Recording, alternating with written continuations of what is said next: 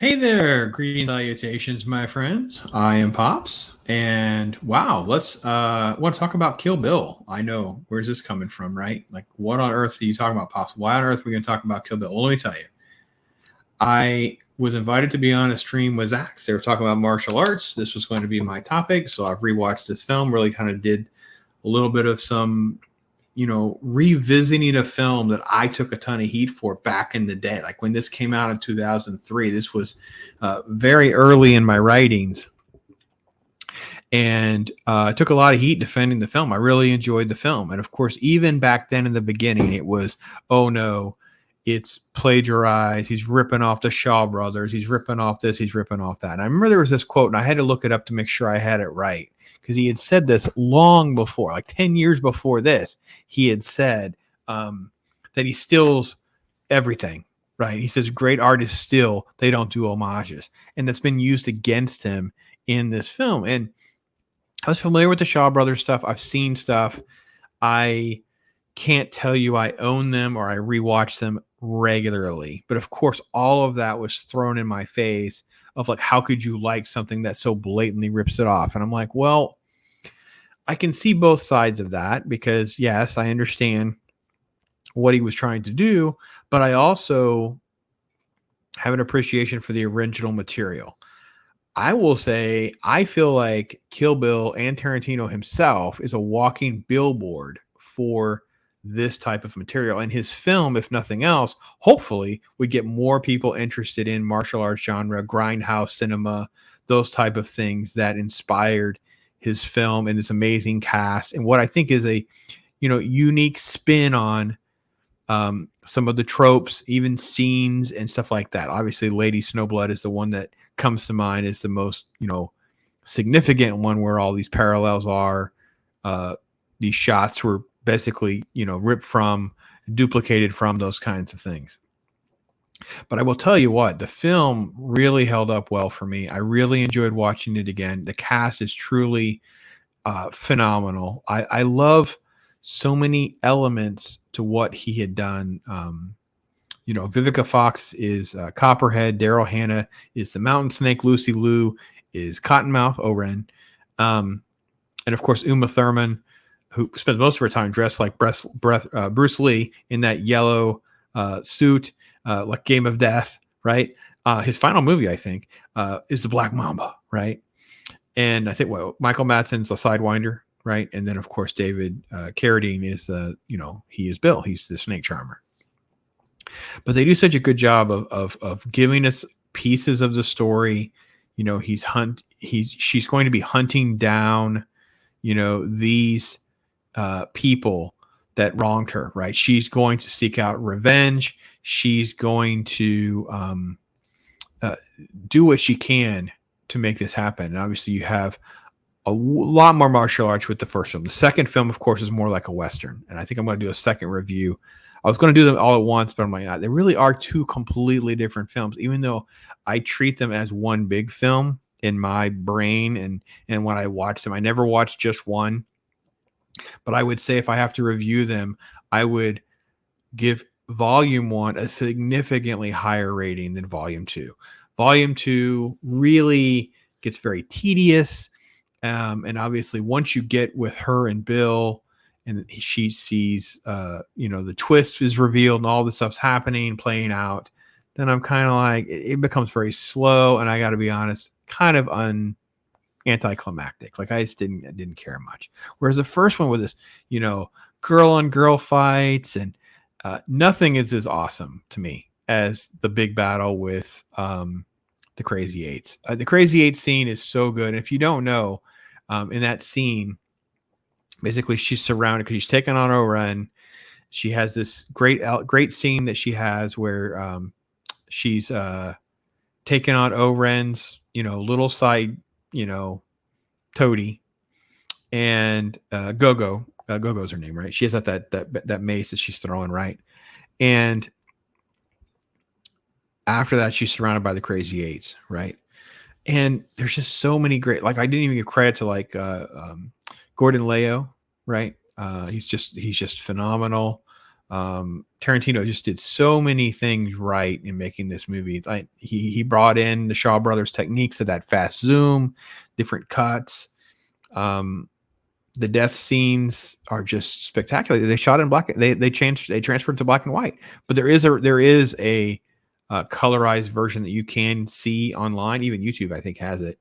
And yeah, it's freaking great. So let me share my screen and just kind of go through the trailer footage a little bit, just so we can have just a little taste of how much I love the film. He is very much on location and very much trying to immerse us in his world, and that's one of the things I enjoy about Tarantino. When you're in his world, it's just different. Look at this guy in the airport walking, carrying his gun. Here's, these shots that you have. That was her versus Gogo. Here is her getting ready to, take on. Well, first off, obviously, when Vivica Fox kills her, it's like she secretly has a gun inside a cereal box called Boom, I think is what it's called. Made me just laugh revisiting the cereal. Kaboom. Yeah, I wrote it down. The fake peace treaty effort that is sort of put forth. It's not even more than a few seconds. I thought was great. This is like one of those shots. This is that shot that's stolen right out of Lady Snowblood. You see this shot of them standing looking down on her. This is her at her wedding when they're going to kill her. Or Bill, of course, shoots her. And I think what they do by telling it all out of order and the way he does it, even when she has her list, because after she kills Kaima, she goes out and marks her list. You realize that the list, like, there's already people already off the list. Like, the list is not in the order that the movie is. Like, this, it picks up kind of after the fact, right? So, it's just brilliant. Like, there are so many elements that are not going to get the credit that it deserves for all of that. When O-Ren, so let me clarify that, right? So Cottonmouth's knocked off, was killed, but not killed in front of Nikki, right? The little girl. But then she gets crossed off. Well, she's victim number 2. O-Ren is already dead. So the events that happen at the end of the film actually take place before the scene. And again, this is typical Tarantino. So he does things completely out of order. So let's see here. And again, Daryl Hannah visiting in the hospital, being told not to kill her. This is Lucy Liu as O-Ren. Some of the shots. He really teases different techniques in the trailer. And here's the famous suit. Right? They kind of keep intercutting with different scenes and different sequences. The trailer is very, very indicative of how the pacing is going to go and how different things are. Again, so dynamic of a character. It's still hard to believe this is Daryl Hannah. We don't usually associate Daryl Hannah with this performance. It is very underrated. She is a complete unhinged, crazy person. And then what's great is we get a dose of that, and then she's not brought up again. And then in the second movie is when we deal with them coming face to face with actual conflict and how that's actually going to play out. It's brilliant. Brilliant. Right. So then, like, you have the whole thing about her escaping her hospital, right? So she's been in a coma. She was pregnant, so the baby's gone. She presumes the baby's dead. And then she's trying to get away. She gets little flashes of moments of her memory where she realizes this orderly. It's not about threatening him to get away. She realizes he was actually raping her while she was in her coma. And that's when she steals the notorious vehicle that Tarantino drove around, by the way. So this is that fight scene they was talking about. They're talking smack, and just the way they talk about things are just brilliant. They fight with frying pans and knives and all sorts of shenanigans. And there's the daughter coming home in the background, right? Trying to come up with the truths, trying to talk about all sorts of stuff. And they basically just give you doses of that scene, knowing that there's so much more to come. And this is this famous shot with her on that motorcycle and that outfit, juxtaposed with the logos and the colors and all that. Just brilliant. Back to Daryl Hannah. And yeah, just the different scenes here. And this is the famous training sequence. So she's training, and you get Gordon Leo's character. And it's obviously it's just totally right from other films. Like you also have Sonny Chiba as Hanzo, who is the sword maker. So you get pieces of things, homages to things, rip-offs to things. Here we go. This is the poor kid he's the last one standing in Overend. That was the close-up shot of them attacking. Here's Go-Go with her mace, and this was the standoff. And I think there was a story. I think I didn't confirm it, but I'm like 99% sure that whatever that thing is made of, what they were doing this scene, he's off camera, but Tarantino got hit by that thing. So I find that pretty funny. And talk about strong female, man. Thurman just kills it in this movie. Just kills this movie. The trailer doesn't tend to ruin all of this. Like, this is the shot. This is the 88 coming at her. It's in color. We get pieces of what's going to happen. We get a little black and white tease. You see a little stuff here and there. Tremendous sequences. Stuff that's ripped right out of other movies, as well as, in my opinion, just added some new stuff. I really do. I love it. And I love this film. I love it. I think it's so over the top. It's silly at times, but that's what those films are. And, you know, if you haven't seen Shaw Brothers movies, those type of martial art films, maybe they're for you. I'd recommend Kill Bill. I will say, if you like Kill Bill, Volume 1, Part 1, Kill Bill Part 2 is different. So we'll do a video separate on that, so you can kind of get a feel. They are not the same style. He actually tried to do two different genres for two different reasons. It makes sense. This is a lot of this is set in Japan.